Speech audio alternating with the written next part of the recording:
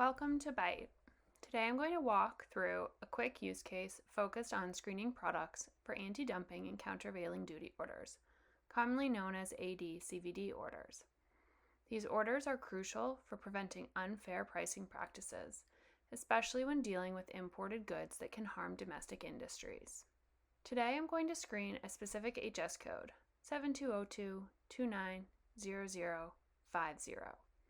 This HS code pertains to specific ferroalloys, and we'll be using Byte's filtering capabilities to see if there are any AD/CVD orders associated with it.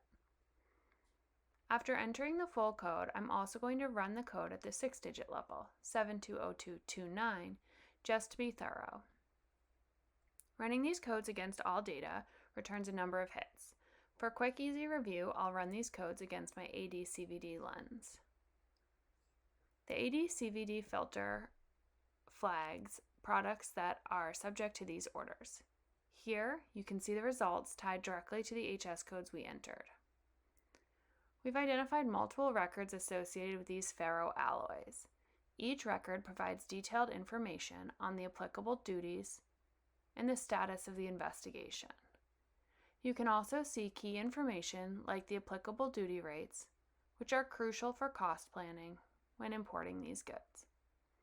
It's worth noting here that you can see various exporters and manufacturers and the different duty rates that apply. Some exporters or manufacturers have different AD/CVD rates than others in the country due to individual investigations that determine their specific dumping margins or subsidy levels, which may vary based on factors like pricing practices, cost structures, or cooperation with authorities during investigations. In just a few clicks, Byte helps you access vital trade compliance data, ensuring that your imports align with U.S. regulations.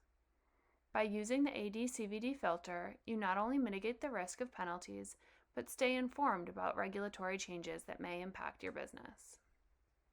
That's the power of Byte's screening module, providing fast, actionable insights to keep your business compliant and ahead of regulatory risks. Thanks for watching.